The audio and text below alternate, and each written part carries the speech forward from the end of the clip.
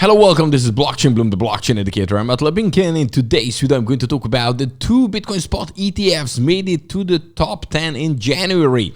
The second thing I would like to talk about that Nayib Bukele, the president of El Salvador, has been re-elected, and therefore El Salvador's Bitcoin dreams can continue.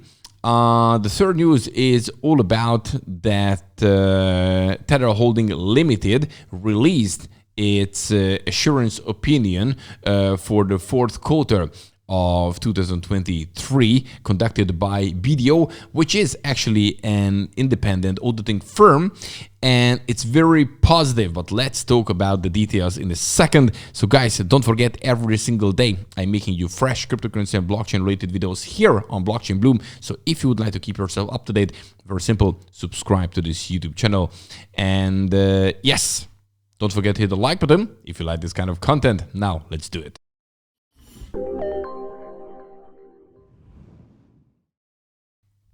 Okay, let's have a look at the prices, where we can see that Bitcoin is, well, still behaving as a stable coin, moving sideways, kinda, 43,151 US dollar. Ethereum pretty much the same, as you can see, not even 1% up in the last 24 hours, 2,327 US dollar. Chainlink is the one which is, I don't know why it's here. Oh yeah, now it makes sense. Okay, it's up with 7.7%, almost made it to $20, doing pretty well.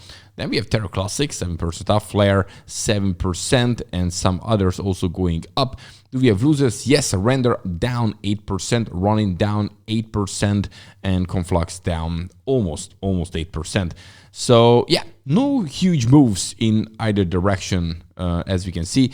Bitcoin, it's, as you can see, it's really sideways, especially when we're looking at here the weekly one. Look at this, it even makes more sense.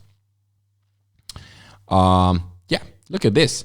Since here the week when we had the 4th of December, we just going a bit up, bit down, bit up. Yeah, here we had the spike up, down, and then here down a little bit. But on the weekly, as you can see, it's really moving sideways. So breakout is imminent. Which direction? When is it coming? Well, this is a good question, but sooner or later, yes, it will come. Okay, and now let's talk about the first topic. And the first topic is the two Bitcoin spot ETFs are made it to the top 10 in January.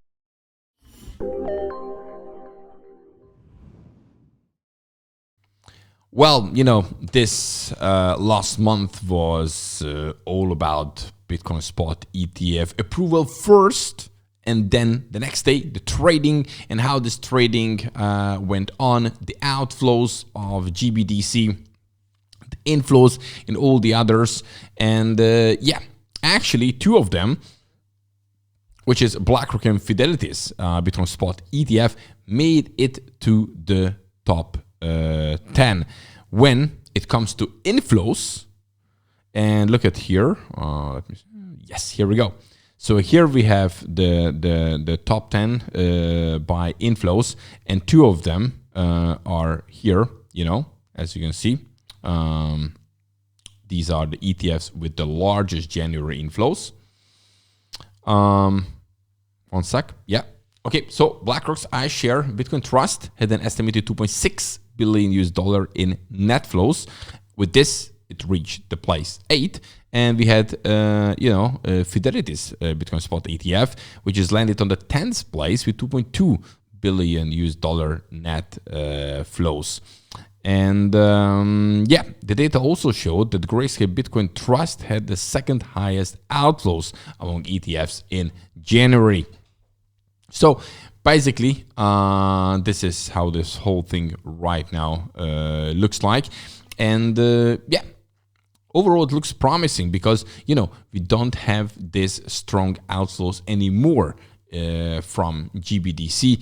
The inflows continue. Oh yeah, it's a bit, you know, slowing down, but you know, it can take a long time still until the whole Bitcoin spot ETF establish itself, because it's a new thing.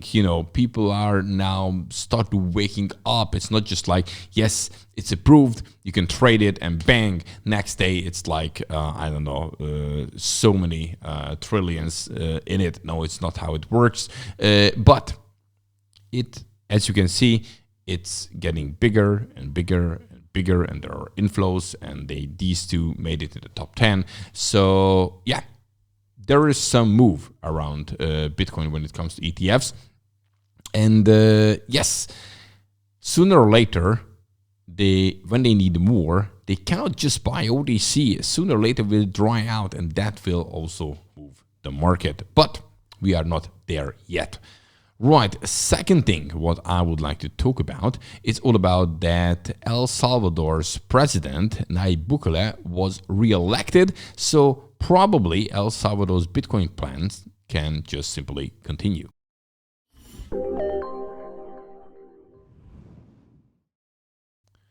Probably it was very important that El Salvador can continue with their Bitcoin plans to make Nayib Bukele a president again. And well, it happened actually. According to his side, he made it with 85% of the votes, so this is pretty significant. And if you remember, El Salvador was the very first country made Bitcoin legal tender back in September 2021. And having huge plans, El Salvador itself buying, accumulating Bitcoin. They mine Bitcoin with volcano energy and so on and so forth. And now that the president has been, re-elected, he will be the president in the next 5 years until 2029, which means, yes, they can continue with their plans, what he had started a couple of years ago. That's going to continue probably for another 5 years. So pretty sure that El Salvador is staying a pro-Bitcoin country.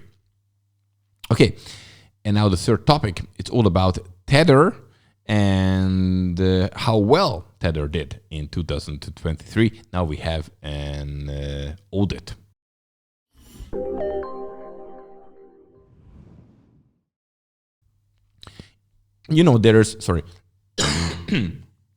There are many times questions about Tether, that the numbers what we can see, is it real? Is it working well? Is it really backed up with assets? And now we have here that Tether Holding Limited released its assurance opinion for the fourth quarter of 2023 and conducted by BDO. And BDO, it's a globally re-owned independent auditing firm. That's actually very important. So in terms of financial performance of the fourth quarter, witnessed a record-breaking net profit of $2.85 billion. And overall, actually, Tether had a very good year, because not just in the last quarter, but in the whole year, they made nice profit, more than $6.2 billion annually.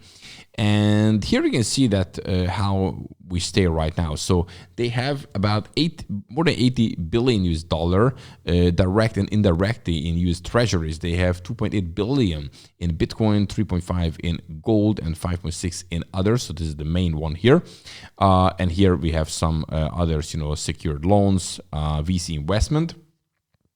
So this is the total, and when you're looking at here, Tether's market cap, it's 96 billion exactly.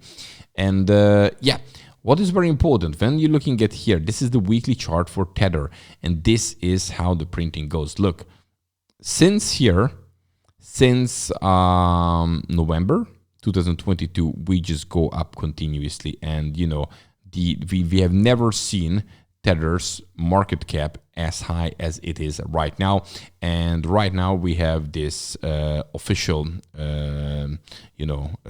report from BDO, which is an independent auditing firm. So right now things looking positive. You never know what's going to happen in the future, but at least these are positive information about Tether. So guys, that's it for today. Don't forget, every single day I'm making you fresh videos about crypto and the blockchain. I keep you up to date. So if that's important for you, simply subscribe to this YouTube channel. Also hit the like button if you like this kind of content, and see you in the next one. Have a good one. Bye.